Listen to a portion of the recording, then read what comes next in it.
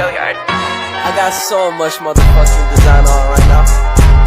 Break it down, bring it back, make it clap. I got 3 old thoughts, new block, where that thing. Bitches on my line, and you know. Assalamualaikum warahmatullahi wabarakatuh. Hai everyone, perkenalkan nama saya Najla Pradia Gunawan dan di sebelah kanan saya Nayla Najaria, dan di sebelah kanan saya Nazwa Putri Razizah, dan di belakang saya Ananda Suji Nurkidam, dan sebelah kiri saya Nur Siti Julaiha. Berdirinya kami di sini akan menjelaskan tentang sejarah komputer generasi pertama. Nah, kalian pada tahu gak sih komputer generasi pertama itu pada tahun berapa? Berapa ya? Nah, jadi komputer generasi pertama itu pada tahun 1940 sampai 1959.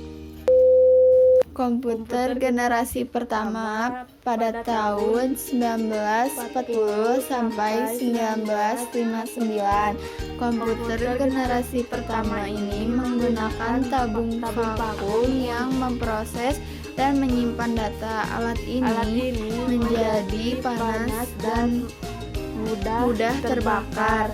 Oleh karena itu, beribu-ribu tabung vakum diperlukan untuk menjalankan operasi keseluruhan. Alat ini juga memerlukan banyak tenaga elektrik yang menyebabkan gangguan elektrik di kawasan sekitarnya.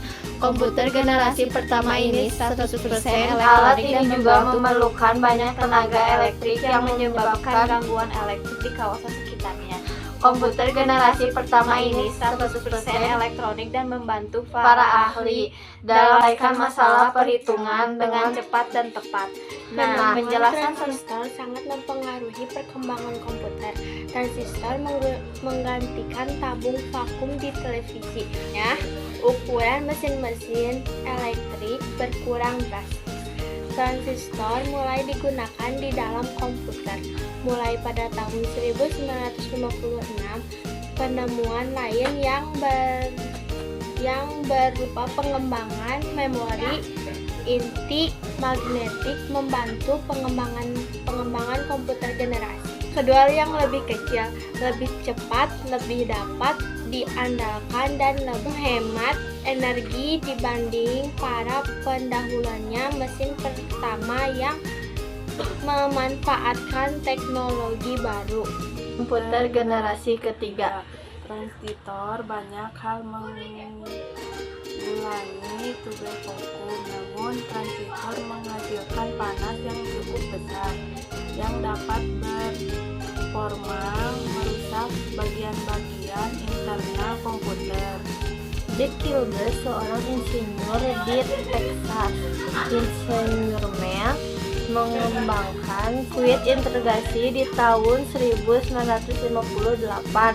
Pada ilmuwan kemudian memasukkan lebih banyak komponen-komponen ke dalam suatu chip tunggal yang disebut semikonduktor. Hasilnya komputer menjadi semakin kecil karena komponen-komponen dapat diadakan dalam chip. Komputer generasi keempat awas tahun 80-an sampai 1977. Setelah IC, tujuan pengembangan menjadi lebih jelas, mengecilkan ukuran sirkuit dan komponen-komponen kesopan. Komputer generasi keempat awal tahun 80-an sampai 1977. Setelah IC, tujuan pengembangan menjadi lebih jelas, mengecilkan ukuran sirkuit dari komponen-komponen elektrik. Large Scale Integration atau LSI dapat memuat ratusan komponen dalam sebuah chip. Pada tahun 1980-an, Very Large Scale Integration atau VLSI memuat ratusan komponen dalam sebuah chip tunggal. Ultra Large Scale Integration atau ULSI meningkatkan jumlah tersebut menjadi jutaan.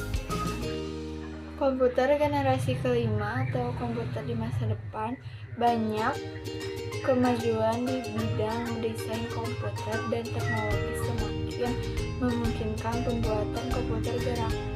rekayasa yang terutama adalah kemampuan memproses paralel yang akan menggantikan model non-Newman. Model non-Newman akan digantikan dengan sistem yang mampu mengkoordinasikan banyak CPU untuk bekerja secara serempak. Sekian penjelasan komputer generasi pertama, kedua, ketiga, keempat, dan kelima dari kami. Wassalamualaikum warahmatullahi wabarakatuh.